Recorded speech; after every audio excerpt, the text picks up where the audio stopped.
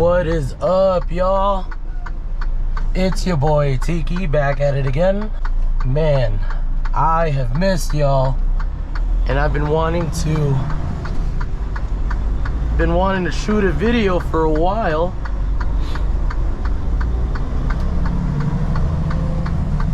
But I couldn't, because as you guys can tell, I sound sick. Still worked. It was very exhausting, very tiring, and I got worn the heck out last week, but I still worked.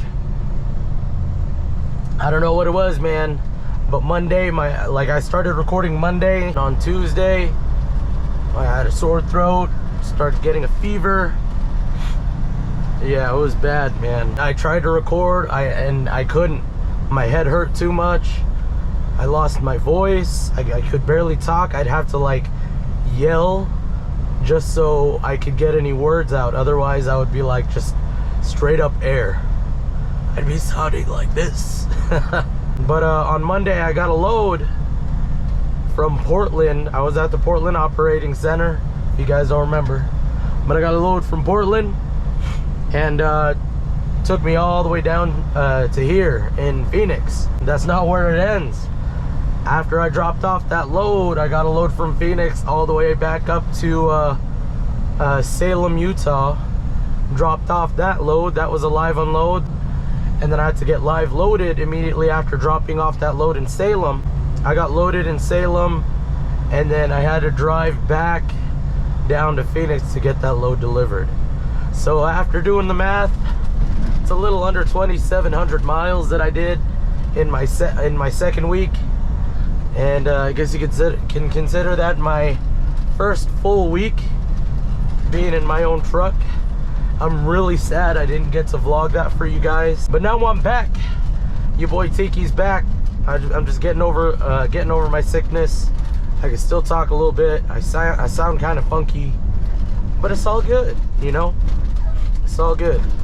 Your boy had his 34-hour reset in Phoenix after dropping off that load in Phoenix last Friday. Today is my first day back for my 34, and I got a load, and I'm going down to Casa Grande, picking up a load from there, and I gotta make two deliveries in California, and it's near Riverside, so kind of by San Diego is where this load is going.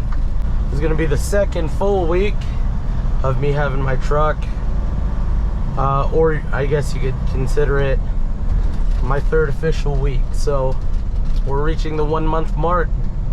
First of all, I want to shout out all the new subscribers. I appreciate you guys subscribing, man. It's not much, but it means a lot to me. But I jumped up from having like 9 subscribers before I even went out. I just want to say thank you guys, those few subscribers that did subscribe. I genuinely appreciate you guys. I see you guys in the comments and everything, and I just want to say I really appreciate you guys leaving those comments. You know, a lot of you guys are telling me that you're considering joining Schneider, or you've already gone through the process of getting hired with Schneider and you're about to go out for your orientation or going out with your TE, and I really appreciate those comments, man.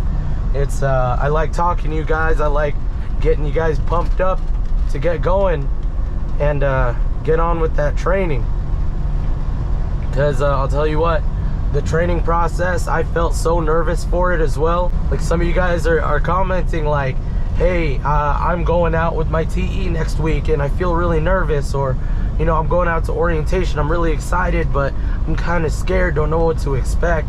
And that's completely normal, guys. It is completely normal to fear the unknown. It's just our natural human instinct kicking in, saying, yo, what is it that you're getting me into? You know, but no, you guys will be okay. You know, if a guy like me, if a guy like Tiki could make it through CDL school, orientation, and being out on the road with a TE or a trainer, and getting in my own truck, Anybody can, man. Anybody can. It's not easy, but I'll tell you this, you definitely got to put in work for whatever it is that you want. So even if it is the training, or if it's the orientation or whatever, put in that work, like 100% of that work. Approach the whole thing as if it were somebody giving you the keys to your own truck, like 100% owned, and somebody is giving you the training, the free training to start up your own trucking business. And they say, I'm only gonna teach you this once. After that, it's all you. You treat it like it's your own business. If you could do that, if you could approach training and orientation with that mindset, there's no doubt in my mind that each and every single one of you that watches and comments on my videos, you guys will definitely make it. I believe in y'all. I believe in y'all like you believed in me when you pressed that comment button, or how you believe in me when you guys press that subscribe button. I appreciate y'all. Anyway, man, I drove through some beautiful, beautiful places, man. Like, I don't know if you guys have ever been there, but for those of you guys who have driven through the Pacific Northwest, there's a spot, highway in between Oregon and Idaho. It's called I-84, and it goes a long ways alongside a river, and it had just finished snowing there, and all the snow is cleared from the road, but man, it was the most beautiful place that I've seen. And on top of that, I got to see the Joshua Tree Forest, and I think that's like, I forget where that is. I think that's like North Arizona or something, in between Nevada and Arizona, or it could have just been Nevada. I really don't remember, but the Joshua Tree Forest was something I always wanted to see in person, and I finally got to do it. So gotta check that off, check that box off. I am so sorry that I got sick last week, guys, and I didn't get to vlog. I don't know, being sick is tough, but being sick and driving a truck is even more harder, or a lot more harder, whatever you want to say. It was tough, man. If I vlogged while I was sick, it would be 1 hour long of Tiki complaining about being sick. That's what that vlog would have been about. But yeah, I'm extremely grateful, man, for my driver leader. He made sure that I was okay to drive. He put emphasis in like, look, there's no load is worth more than your life. If you don't feel good and you don't think you can drive, you don't have to keep going. And I was like, what? Come on, I can keep pushing. So I went ahead and I kept pushing, but he kept making me call him back at least, you know, twice a day, one in the beginning, one at the end of the day before he left the office, just to check in and make sure that I was okay. You know, not in the sense of like me driving or whatever, but you know, just, you know, my own health. So really grateful for that driver leader. I've heard horror stories of like bad driver leaders and stuff, but man, this driver leader, like, he in the area that I'm from, he deals with a majority of the new drivers. All right, he deals with a lot of them.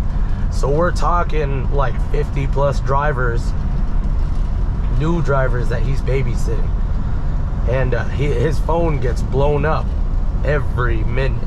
For him to go out of his way to make sure that I'm okay while I'm sick, I mean, any good manager, any good leader would do that. And unfortunately, I don't get to keep my driver leader, although I wish I could. That would be pretty awesome. I only get my driver leader for like 90 days or less, depending on my level of progression. I signed up for 48 OTR, so the lower 48 states. Yeah, I signed up for that, but under my driver leader's management, and since I'm new, for the first 90 days they keep me 11 Western, meaning the 11 most Western states. So let's talk a little bit about my progression. I feel like I've been getting a little bit better with everything overall. You know, trip planning, been getting a little bit better with trip planning, going up and down mountain passes. How would I say this? It's getting a lot more tolerable. Like, I'm not as afraid as I was before. Like you guys saw in my first load video. Yeah, I was able to get that knocked out, since, you know, there's quite a bit of up hills and down pass type of driving all the way from Portland to Phoenix. If you're cutting around the states that surround California, I ended up taking that route because my tandems weren't set at a good position in Portland, and if I had slid them forward a little bit, I definitely would have been overweight for California. So I ended up going around and got to experience more states than just California. But yeah, driving through mountain passes, I'm getting a little bit more comfortable with that. I think lane control, or maintaining my lane, definitely gotten a lot better at doing that.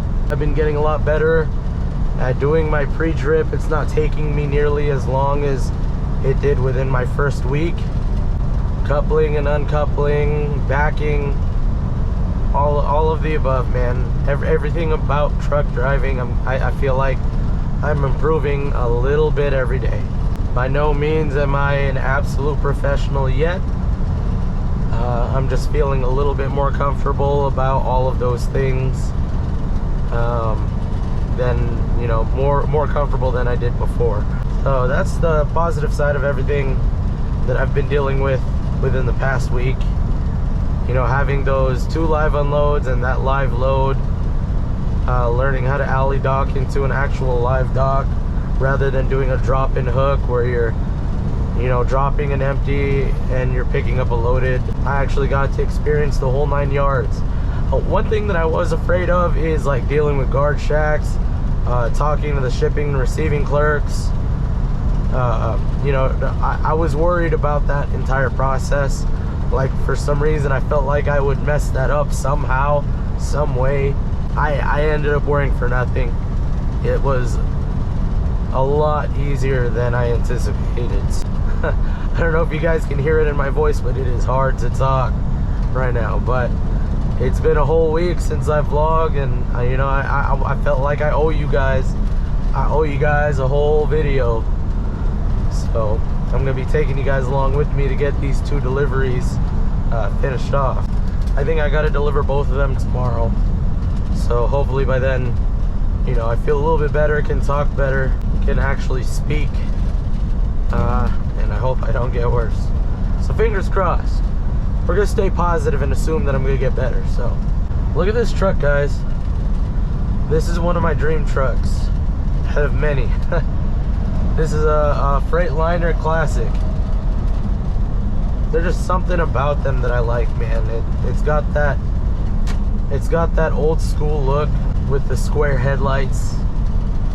Like, okay, I like the new school look with these Freightliner Cascadias. But if you're talking to me about like hood trucks, like the Freightliner Classic, the Peterbilt 389 and 379 and 359, and the Kenworth W900s, I love that square headlight look. And like, look, the 389 has like a curvy, squiggly line headlight. What I like is when people take the block headlights from the 379s and throw them on the 389s. Yeah, that square headlight look definitely is badass. One day I'll own one of those trucks.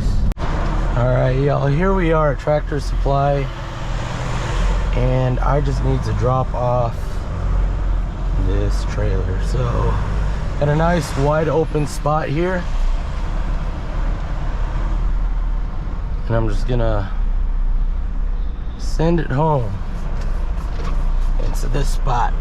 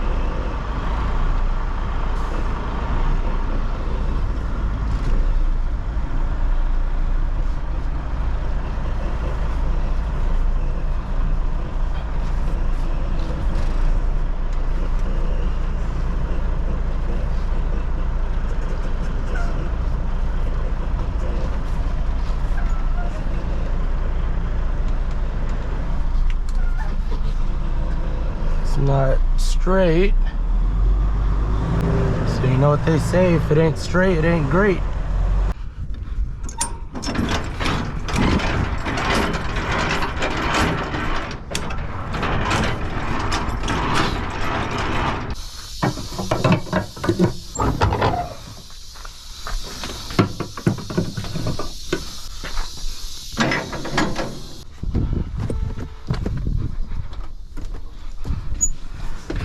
So we're dropping this, and then we're picking up our loaded, and then we could head to California.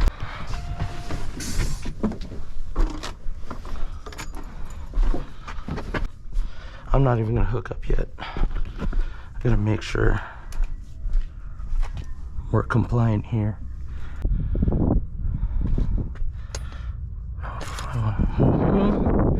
We are good.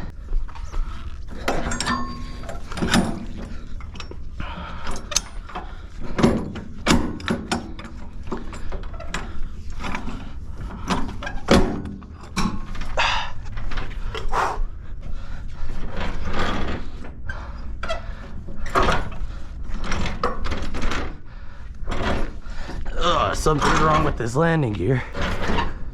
There we go. One tug, two tug. Okay. So even after you do your tug, test, you want to get up underneath. Oh, wow. Hit my head.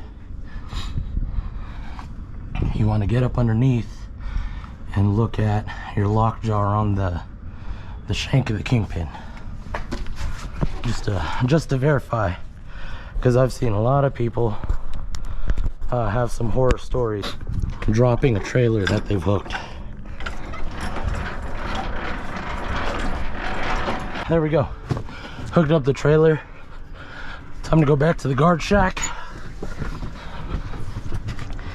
and let them know we're ready to go. And just like that, we're rolling, baby. It was a quick process. So, didn't really miss out on much with like the guard shack interaction.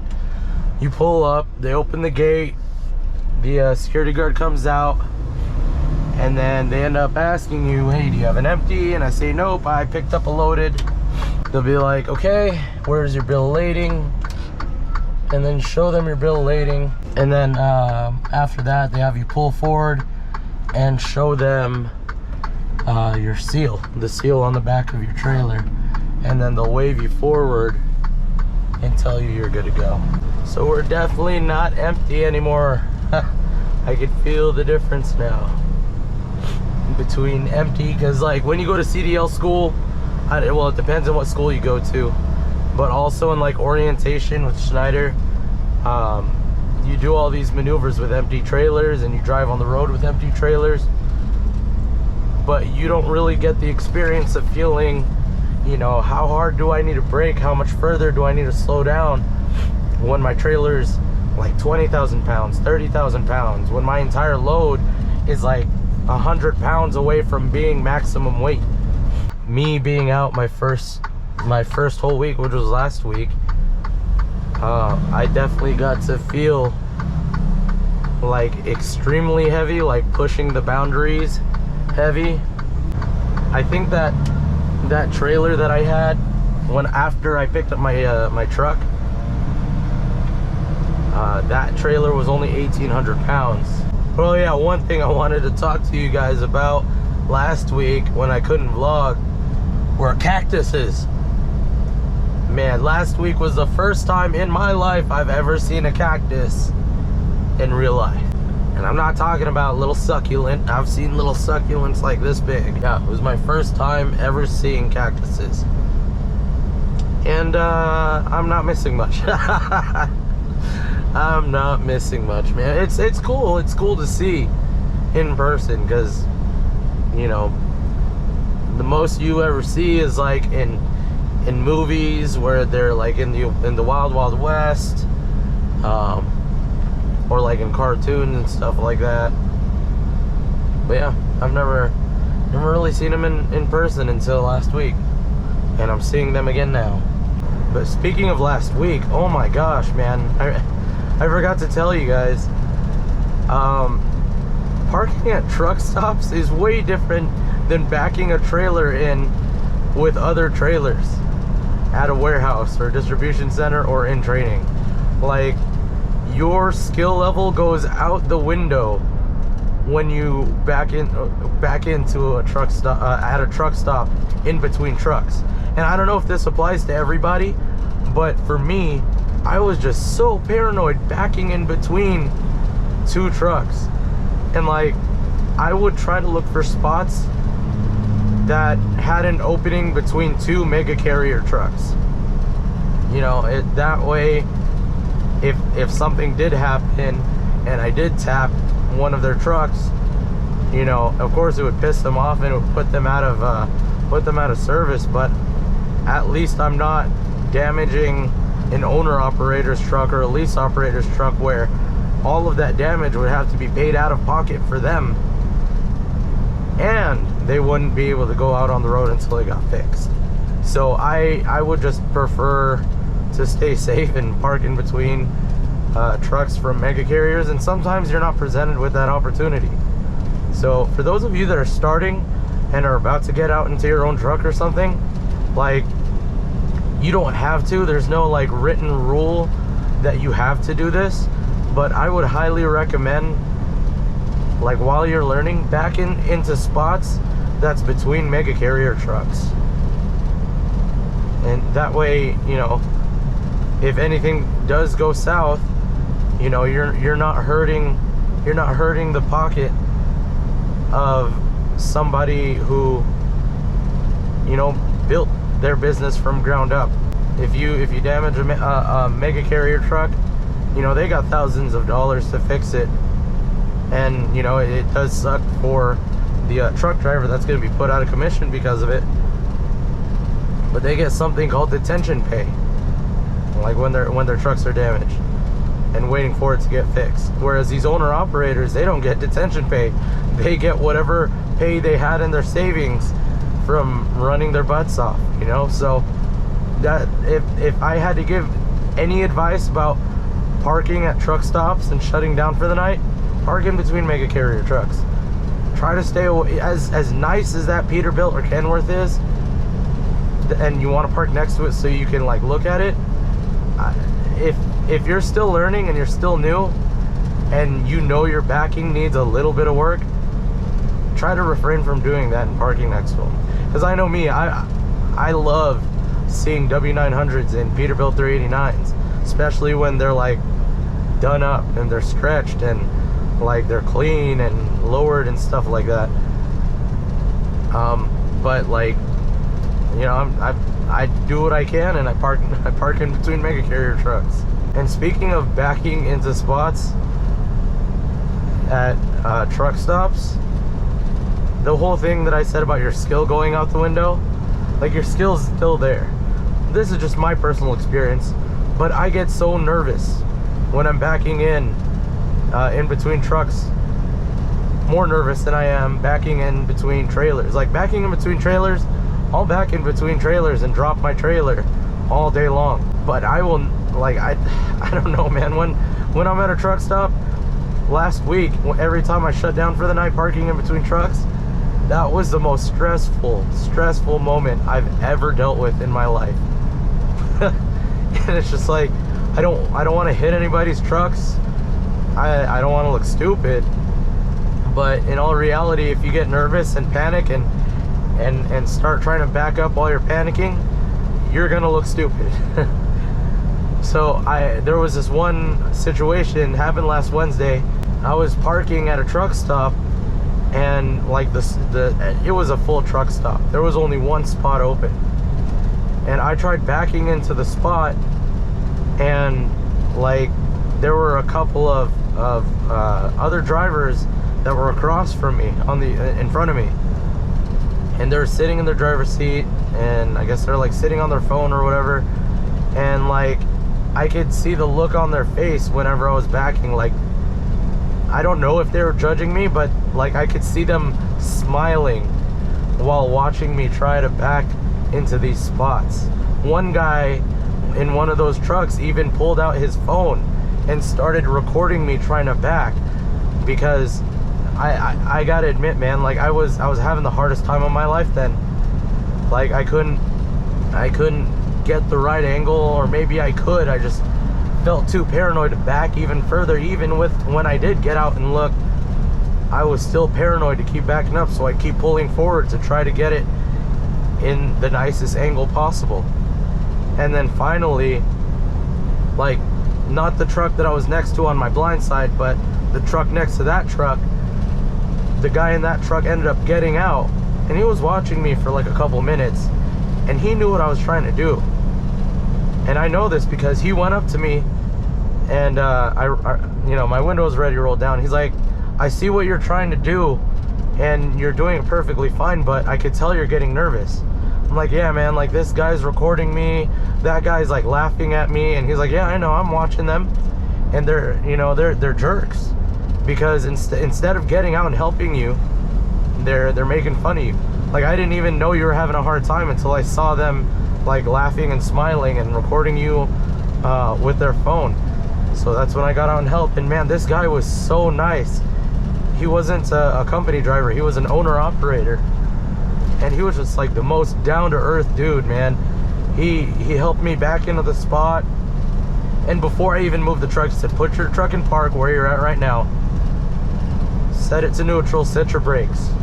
And I set my brakes. He said, what I want you to do right now is to calm down, because being in a state of panic and being nervous and feeling all the feelings that you're feeling right now is gonna cause an accident, and I'd hate for that to happen to you. And I was like, man, I appreciate that. He made the assumption already. He knew that I was new, and he asked, he was like, this is how he asked, he was like, how long have you been out on the road? I was like, this is my first full week, man. I'm so miserable right now. I'm having the hardest time backing up right now. He's like, no, I get it, man. We were all there once. Don't feel bad about it. You know, just keep working at it. You'll get used to it. And then he finally helped me back in all the way, and he was like, good job, man. You did a really good job. You know, just keep working at it, and you'll get better. And that was that. Like, if it weren't for that guy, man, I don't know if I'd be able to back in that spot at all. But I'm just telling you guys this story because if you guys are ever at a truck stop and you get into that situation, there's a couple of things to keep in mind. There's guys that are gonna be absolute jerks, and there's gonna be that small handful of guys that will go out of their way and help you. But here's the thing, there's gonna be people standing there and they won't know that you need help. You look like you need help, but a lot of people respect each other. And if I wanted to do it myself without any help, then that guy, you know, he came up to me and asked, do you need help? And I was like, yes, I do. It's one of those things, like, if you're in that kind of situation, ask for help. If there's someone standing there and watching you, wave them down, or get out of your truck, get out and look, and then go up to the guy and be like, hey man, I'm new, I need some help. Would you be okay with helping guide me in? And you know, sometimes they'll help you. And especially if it's the guy that you're parking next to, they'll definitely help you. They do not want you hitting their truck. So they're gonna be offering help. And just like that guy told me, just relax, okay? When you guys are parking for the first time at a truck stop, just relax. What up, y'all? Good morning. I'm here at my first drop-off, just waiting for them to come up and collect the bill of lading. I didn't record when I got here last night because I was pretty tired. I was just excited to go to bed. But yeah, I'm here. There's another Schneider truck here, and he got here before I did, and I'm not sure what his appointment time is, but I got an appointment at 7 o'clock, so I think they might be unloading me first, since we're about like 10 minutes away from 7 o'clock. But we'll see. I think I'm only dropping off like 4,000 pounds here. But yeah, so I'm gonna wait till they come and tell me that I can back into their dock, and we'll go from there. All right, so they got me unloaded. It honestly took me longer to back than it took them to unload it. So right now I'm sliding my tandems.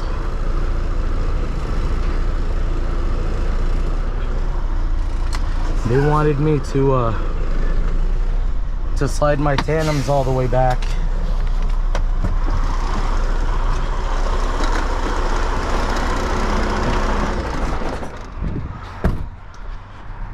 So that way they can use that ramp over there for their forklift. Let's see. Rear tandems. Oh, looks about right. Just need to secure that. Tandem locking pins are in. So now I'm on the way to Riverside, California, about 100 miles away. Gonna take me about 2 hours to get there, and my appointment's at 2:30. So let's see if we can make some magic work. So good news, y'all. I know I've only been out for a short time, but I haven't been home since I've been out with my TE. So I get home time, and I guess they're gonna get me home by Friday. So I'll be off Friday night, Saturday, Sunday, Monday, and then I'm back Tuesday. I miss my family. I miss my family, especially my son, man. I've been FaceTiming my fiance and my son, and he looks big. Like, I haven't seen him in a month, and he looks taller. His sentence structure is getting a little bit better, and you know, he's developed quite a bit. He's had a lot of learning time since I've been gone, so I'm really excited to have a conversation with him in person. Like, I'll talk to him on the phone, but there's not really much. He doesn't understand the concept of FaceTime, really. Like, he'll be able to see me, but it's like he thinks I'm there in a way, and he'll be standing all the way off to the side where I can't see him, and he'll be like, "See, Daddy?" I'm like, I can't see. You know, you gotta hold it in front of the camera, and he doesn't quite grasp that concept. But that's okay. He's learning. But man, I'm so excited to just sleep in my own bed. I mean, granted, this bed in this truck is pretty dang comfortable. Yeah, I'm just excited to be in my own bed and then eat nice hot home cooked breakfast. So here we are towards the end of our journey. Just hit the exit for my last delivery. GPS says I'm still about 18 minutes away, and this one's gonna be another live unload. So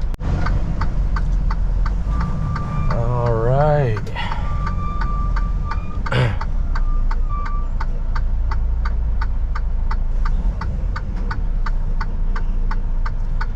So take a right here, and then my delivery location should be another right. And here we go. Here's my location.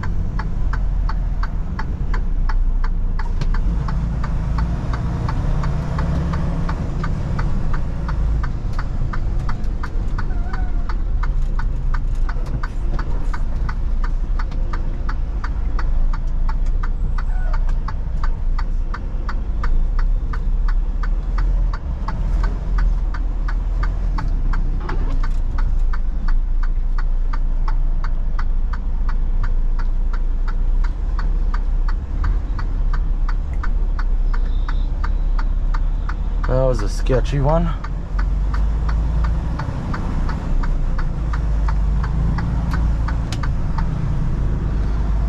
And now I just gotta find these delivery ramps. So they have a curve out here. I'm assuming I back in here for the delivery yard. Yep, there's their ramp.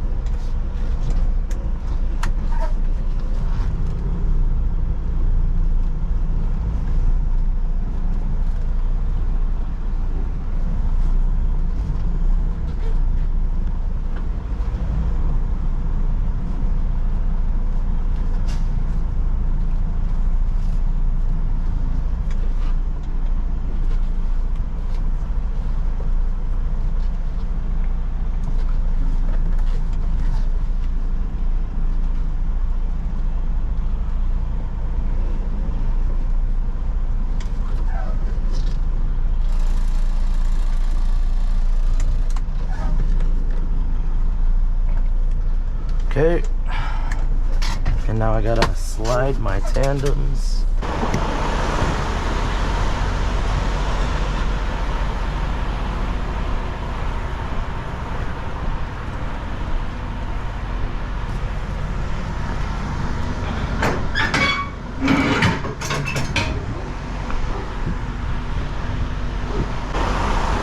Break the tandem lock.